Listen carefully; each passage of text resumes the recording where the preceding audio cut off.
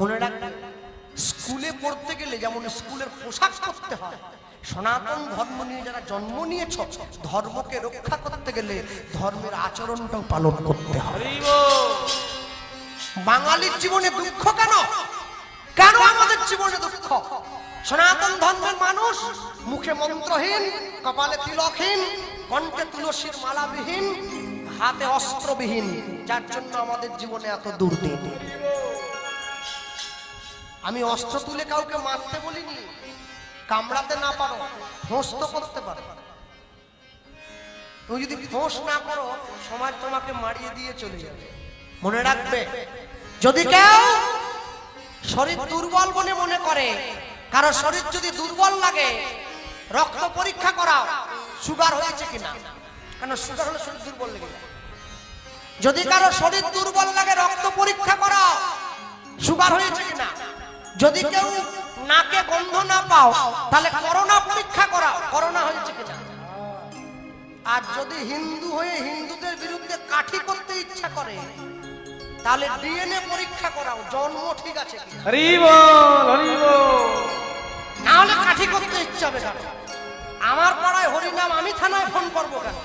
তার মানে বুঝতে হবে একটা ভেজাল আছে, একটা ভেজাল ঢুকেছে, তা নাহলে ফোন তো করার কথা নয়। একটা মুসলমান বাড়ির ছেলেকে একটা চড় দিয়ে দিলে গোটা পাড়া ঝাঁপিয়ে চলে আসে, আমাদের ছেলেকে মারলে কেন? একটা হিন্দু পা ভেঙে রাস্তায় পড়ে থাকলে বাকিটা মোবাইলে ফেসবুকে ছবি তুলে দেয়, ওকে বাঁচাবার জন্য কেউ ছুটে যায় না। কেন হবে? কি জন্য হবে? মনে রাখবে, যে গ্রামে 50টা মুসলিম বাড়ি আছে, একটা মসজিদ হয়ে যায়। যে গ্রামে 500 হিন্দু বাড়ি আছে, একটা মন্দির তৈরি হয় না। একসাথে বাজবে, হাতে হাত দিয়ে বাজবে, দিবে আর নিবে, মিলিবে মেলাবে, যাবে না ফিরে এই ভারতের মহামানবের সাগর তীরে। জীবনে যাই কিছু করুন না কেন, অপরের বিপদে ঝাঁপিয়ে পড়বেন। যদি তুমি নিজের ব্যথা বুঝতে পারো, তাহলে তুমি মানুষ। যদি তুমি সমাজের ব্যথা বুঝতে পারো, তাহলে তুমি মহামানুষ। আর যদি তুমি দেশের ব্যথা অনুভব করতে পারো, তাহলে তুমি দেবতা, তুমি মানুষ নও। আগেকার দিনের মানুষ বাড়ির দরজায় একটা মানুষকে দাঁড় করিয়ে রাখতো, হাতে একটা অস্ত্র দিয়ে। তাকে চৌকিদার বলা হতো, দারোয়ান বলা হতো। কেন? যাতে কোনো পশু বাড়িতে ঢুকে পড়তে না পারে। আর এখন বাড়ির দরজায় পশুকে গলায় দড়ি দিয়ে বেঁধে রাখা হয়, যাতে কোনো মানুষ বাড়ির ভেতরে ঢুকে পড়তে না পারে। মানুষ পশুকে বিশ্বাস করেছে, মানুষকে বিশ্বাস করা ছেড়ে দিয়েছে। আমরা বড় আজব। মনে রাখবে, দুধ কত টাকা করে কিলো? আপনাদের এখানে 60, আমাদের মেদিনীপুরে 40। একটু বেলা বেড়ে গেলে 35 খাচ্ছেন, আর একটু বেড়ে গেলে 30। দোকানদার ডেকে দেয়, লাগবে 1 কিলো নেন, বলে আমার গ্যাস হয়, খাবো না। যে দুধ খেলে মানুষের উপকার হবে সেটা খাইনি, যে ফুলকপি খেলে পেট ফুলে মরবে ওটা 100 টাকা পিস, সবার আগে কিনে খাচ্ছে। আচ্ছা বলো, দুধ 60 টাকা বললে দুধটা খারাপ হয়ে গেলে দই হয়ে যায়, দইয়ের দাম কত? 150। দই আরো খারাপ হলে পনির হয়ে যায়, পনিরের দাম কত? জীবনে যেখান থেকে শেষ করেছো সেইখান থেকে শুরু করো। কে বলেছে তোমার দাম কম? রাতের অন্ধকারে মাইকের মাধ্যমে যা প্রচার করে গেলাম খাঁটি কথা। মনে রাখবে, বাড়ির ছেলে মেয়েকে শিক্ষা দেবেন, সংস্কার দেবেন। হ্যাঁ, ছেলেকে মোটরসাইকেল নয় জীবন দাও, মেয়েকে মোবাইল নয় সংস্কার দাও। তবে তোমার বাড়ির ছেলে মেয়ে প্রকৃত পথটা খুঁজে পাবে। স্নান করে তুলসীতে জল দেওয়া করাবে, সন্ধ্যেবেলা যেন মাথা না চড়ায়। মেয়েরা মাংস কম খাবে, কটু ভাষায় কথা বলবে না, মাথায় কাপড় দেবে, গুরুজনকে সম্মান করবে, পর পুরুষকে নিজের দেহ প্রদর্শন করবে না, গুরুজনদের পায়ে হাত দিয়ে সকাল সন্ধ্যা প্রণাম করবে, স্নান করে সূর্য প্রণাম করবে, বৃহস্পতিবার দিন নিরামিষ খাবে, ঘরের দেওয়ালের কোনায় বসে লক্ষ্মীর পাঁচালী পাঠ করবে, সংসারে সম্মান করবে, মায়েরা হাতে শাখা দেবে, সিঁথিতে সিঁদুর দেবে, পায়ে আলতা দেবে, সংসার তোমার আনন্দে ভরে থাকবে। এর জন্য কোথাও ছুটে যেতে হবে না, তোমার সুখের চাবিকাঠি তোমার হাতেই আছে, তুমি শুধু ব্যবহার করতে ভুলে গেছো। ব্যবহার করতে শেখো, দেখবে তোমার জীবনে এর থেকে আনন্দের কিছু হতে পারে না। হ্যাঁ, সূর্যদাস পণ্ডিত উদাহরণ দত্তকে জড়িয়ে ধরেছে। হ্যাঁ, বন্ধুর মতো কাজ করলি, এতদিন পরে আমার মেয়ের জন্য উপযুক্ত সম্বন্ধ ভেবে কেন মরিস রে মন, তোর যা হবার তাই তো হবে, যেটুকু তোর আপন ভবে সেটুকু তোর পড়ে রবে, যেটুকু তোর আপন ভবে সেটুকু তোর পড়ে রবে। ভেবে কেন কাঁদিস রে মন, যা হবার তাই তো হবে, যেটুকু তোর মন ভাবে সেটুকু তোর পড়ে রবে, যেটুকু তোর মন ভাবে সেটুকু তোর পড়ে রবে। যার দয়ায় বিশ্বভুবন,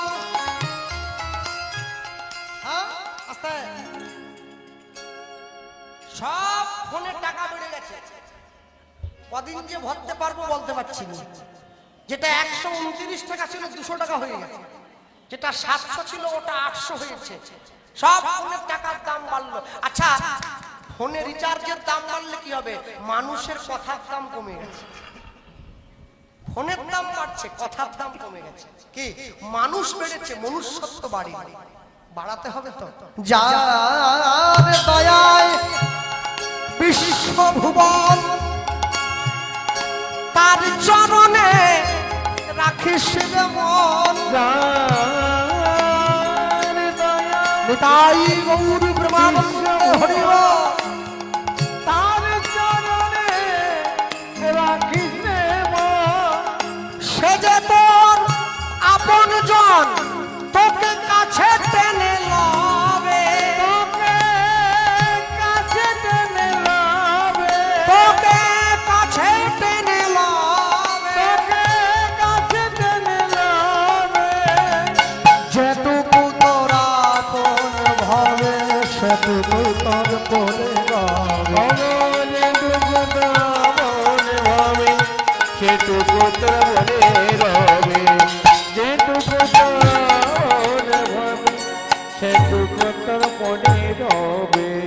সময় পেলে বুঝিস রে মন, সবই মায়ার খেলা, তোর সাথে যাবেন সঙ্গে হরি, তুই ভাষা নামের ভেলা, ও তুই ভাষা নামের ভেলা, ও তুই ভাষা নামের ভেলা। ও তুই ভাষা নামের ভেলা।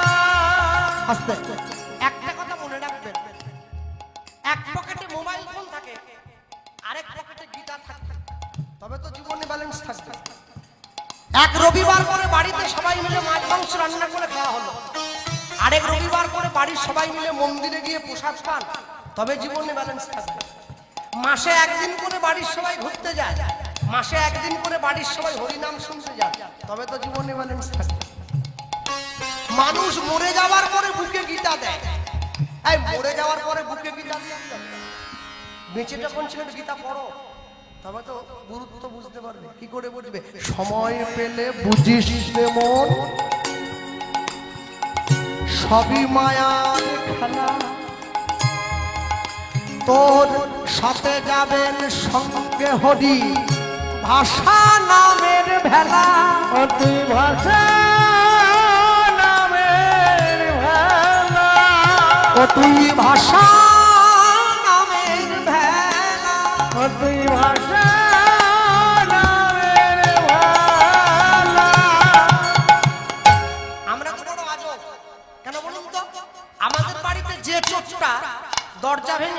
আমার বাড়ি রুটি চুরি করে, খাবার চুরি করে, তাকে আমি গাছে বেঁধে রাখি। কি? আর যে চোরটা শিক্ষিত হয়ে কলমের খোঁচা দিয়ে কোটি কোটি টাকা চুরি করে, সে যখন আমার গ্রামে আসে আমি তাকে মালা পরিয়ে দিই।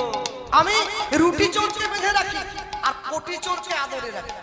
বাবা, তেলের শিশির বাংলো বলে কুকুর পরে রাগ করো, তোমরা যেসব বুড়ো খোকা ভারত ভেঙে ভাগ করো, তার বেলা মনের কোণে সঙ্গ বনে সপে যেমন ওই চরণে উদ্ধরি কনে সঙ্গবনে সপে দেব ওই চরণে মনে কোণে সঙ্গ বনে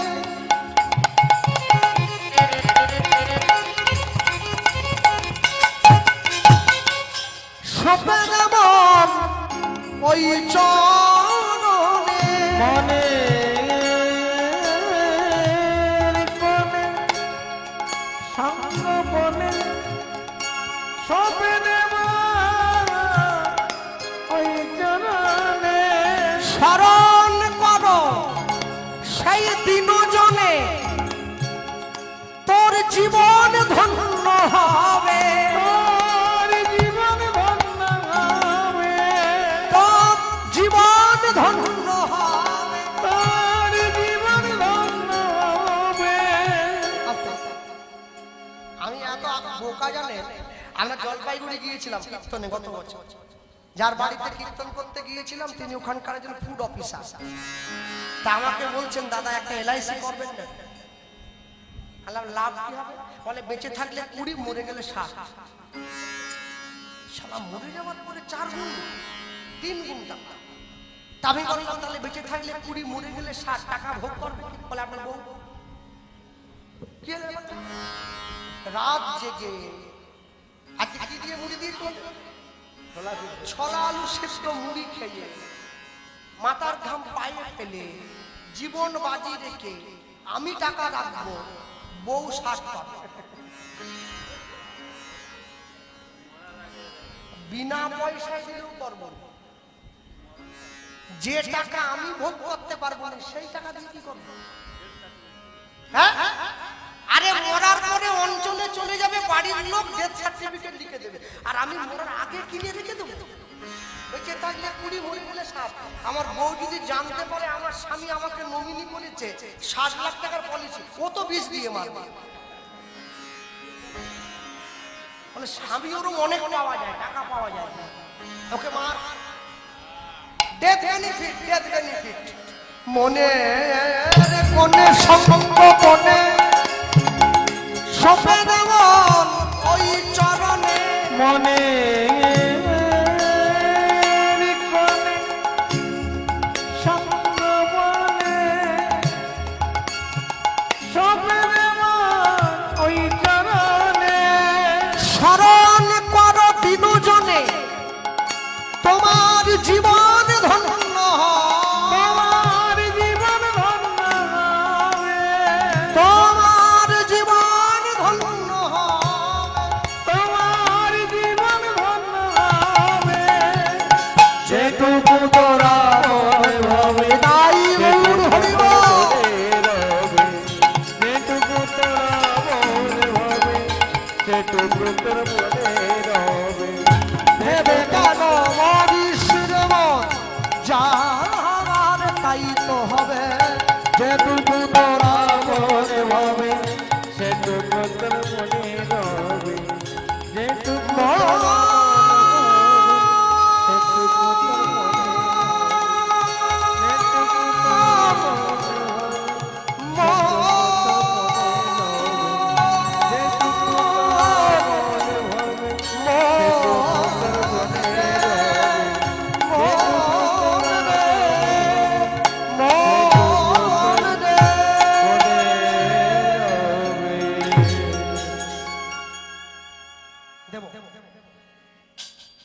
যেই বলেছে দেব, সঙ্গে সঙ্গে সূর্যদাস পণ্ডিত বলে উঠছে, আচ্ছা ছেলের নামটা তো পাত্রের নামই তো জানা হলো না। নাম মহাপণ্ডিত, মহাজ্ঞানী, মহাবৈষ্ণব। মহা মহা মহা মহা কি মহা কি? নাম বলো, নাম বলো। ছেলের নাম হলো পরম দয়াল শ্রীপাদ নিত্যানন্দ। নিত্যানন্দ দয়াল নিতাই আমার দয়া নিতাই আমার। আশ্চর্য কি, তুমি যেদিকেই যাও না কেন কর্ম অনুযায়ী ফল তোমায় নিয়ে নিতে হবে, জানো তো? একটা বাগানে একটা আম পেকেছিল, আমটাকে খেতে চাইলো আমার মন, আমটাকে দেখলো কে? আমার চোখ। আচ্ছা, মন চাইলো খেতে, চোখ দেখলো, চোখ আর মন তো হেঁটে যেতে পারবে না আম গাছের গোড়া পর্যন্ত, নিয়ে গেল কে? আমার পা। গাছে উঠতে হবে, সাহায্য করছে কে? আমার হাত। আমটাকে পারতে হবে, ধরলো কে? আমার আঙুল। ছিঁড়ে আনলাম, এবার নেমে আনলাম, আমটাকে পেড়ে এনে আমটাকে খাচ্ছি, খাচ্ছে কে? আমার মুখ। এবার দিয়ে নিয়েছে, এবার যে চিবিয়েছে, মুখটা চিবালাম, চিবালো কে? আমার দাঁত। আমটা গেল কোথায়? পেটে। এইবার যার বাগান তার চোখে পড়ে গেছে, সে আমাকে ধরে পিটলো, পিটুনি খাচ্ছে কে? আমার পিঠ। কাঁদছে কে? আমার চোখ। জলটা গড়িয়ে পড়ছে কেন করলো? আমটাকে প্রথমে দেখেছিল কে? মনে রাখবেন, আপনি জীবনে যাই করুন না কেন, এমনও মানুষ আছে যে খাওয়া দাওয়া করে বিছানায় গিয়ে শুয়েছে, ঘুমের মধ্যে প্রাণটা চলে গেল, এটাও জীবন। আর এমনও মানুষ আছে যে বিছানায় পড়ে আছে 10 বছর ধরে পায়খানা পেচ্ছাপ করে গায়ে মুখে নিচ্ছে, মরতে চায় কিন্তু মরে না, এটাও জীবন। আপনি কোনটা চাইছেন? ভগবানের কাছে আসতে 40 বছর বয়স পেরিয়ে গেলে ভগবানকে যখনই প্রণাম করবেন, ঈশ্বরের কাছে চাইবেন, কি চাইবেন জানেন? যে প্রভু, আমি যেন সুস্থভাবে পৃথিবীর থেকে চলে যেতে পারি। আমরা কিচ্ছু চাই না, সুস্থভাবে। আমি পড়ে থাকবো না, আমি ঘুষটাবো না। এমন কপাল করেছি আমরা, মরে যাওয়ার পরও আমার দেহটা পোস্টমর্টম হয়, দেহটারও ছাড় নেই। হসপিটালে নিয়ে গিয়ে কেটে ছিঁড়ে, আহারে কি সৌভাগ্য না, কি দুর্ভাগ্য আমার, কি দুর্ভাগ্য আমার। আপনারা পুরীতে রথযাত্রায় গতকাল হয়ে গেল উল্টো রথযাত্রা, জগন্নাথ দেব মাসি বাড়ি থেকে ঘরে ফিরে গেলেন। আজকে জগন্নাথ দেবকে শয়ন দেওয়া হয়েছে, শয়ন একাদশী। আশ্চর্য কি জানেছেন কি?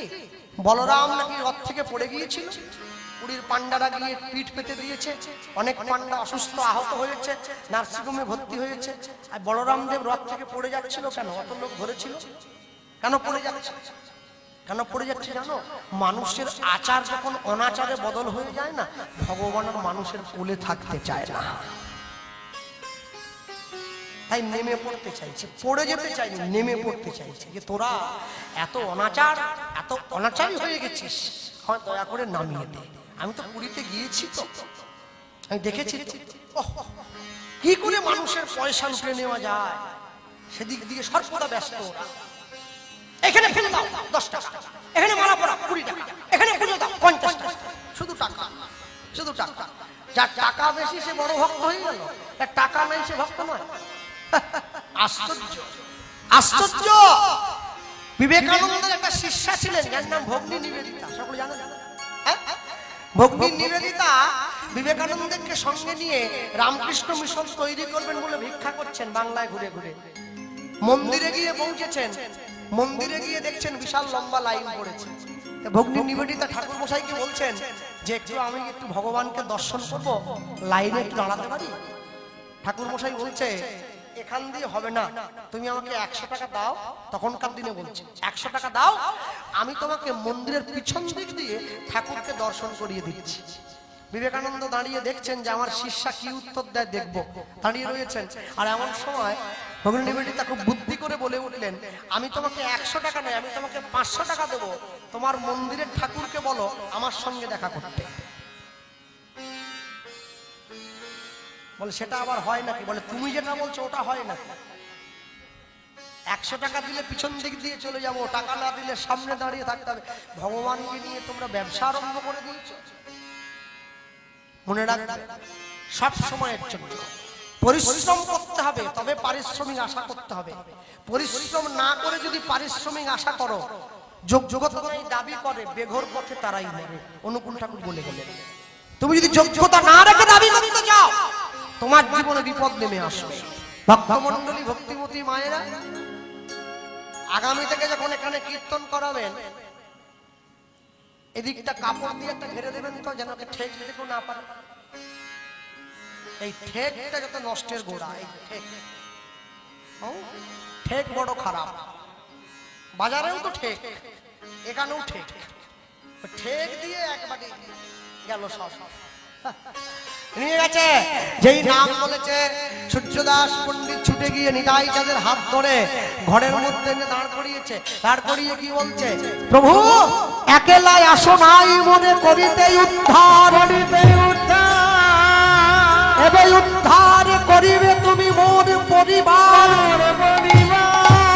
সবে মিলে তোমার চরণে দিব গড়াগড়ি, অন্তিমেতে যাওয়ার কালে বলবো হরি হরি। অন্তিমেতে যাওয়ার কালে বলবো হরি হরি। আনন্দ আনন্দ মহানন্দ। রাজি হয়েছে মেয়ের বাবা ঘটককে উদ্ধারণ করতে, ছুটে গিয়ে দাঁড়িয়েছে। আমার প্রভুর বিয়ের জন্য খরচা আমি করব, সবাইকে ডাক দাও। বাজারে বাজারে বাজারে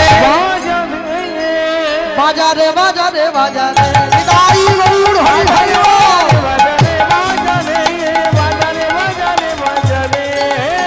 বাজারে বাজারে বাজারে বাজারে বাজারে বাজারে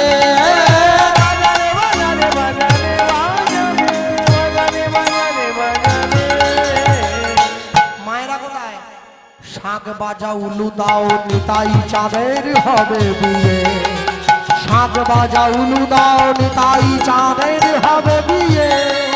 শাঁখ বাজাও উলু দাও নিতাই চাঁদের হবে বিয়ে, শাঁখ বাজাও উলু দাও নিতাই চাঁদের হবে বিয়ে।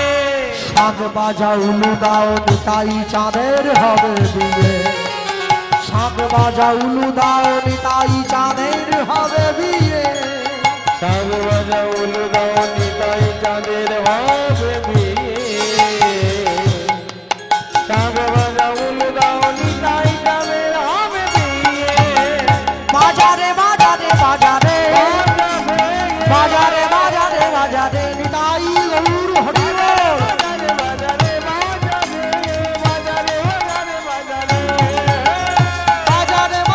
বাজারে বাজারে বাজারে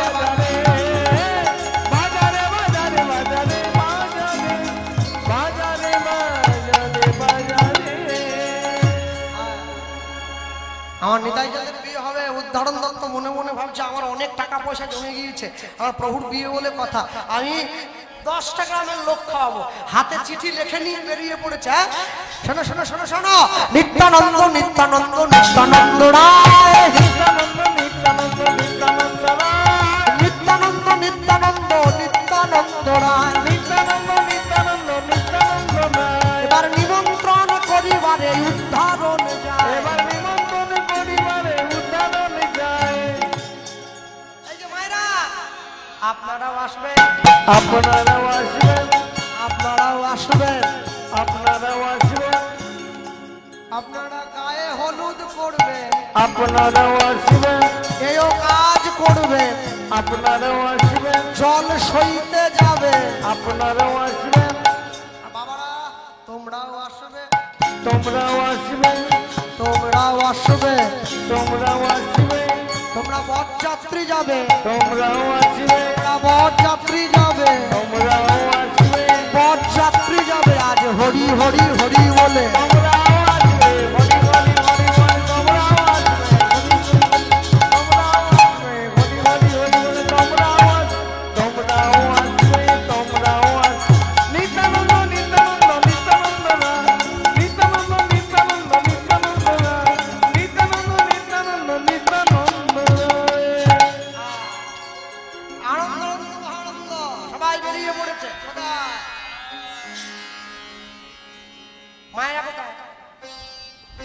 হলুদ মাখানো গায়ে আহা হা হা হা হা তোরা আয়, তোরা আয়, আজ নিতাইয়ের হবে গোবিয়া জল ভরিতে যায় তোরা আয় কাল না বাসে আজ নিতাইয়ের হবে গোবিয়া জল ভরিতে যায় তোরা আয় কাল না বাসিনি আজ নিতাইয়ের হবে গোবিয়া জল ভরিতে যায় তোরা আয় কাল না বাসে আজ নিতাইয়ের হবে গোবিয়া জল ভরিতে যায় তোরা আয় কাল না বাসিনি ছিড়ি নিল গিরিবালা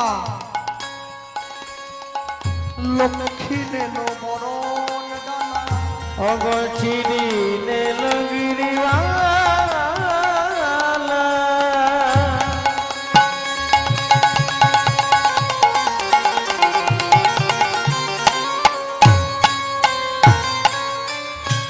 লক্ষ্মী নীল বরণডালা ছিড়ি নিল গিরিবালা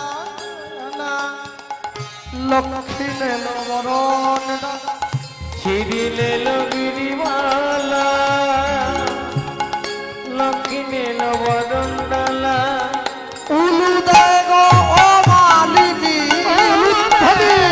মালিনী শাক বাজাও সীতা ঠাকুরানী সীতা ঠাকুরানী তোরা আয় তোরা আয় আজ নিতাইয়ের হবে নিতাই গৌর হরি বল। তোরা আয় গঙ্গা বাকিনি আজ নিতাই হবে গোবিয়া জল ভরে দিয়া তোরা আয় কান্না বাসিনি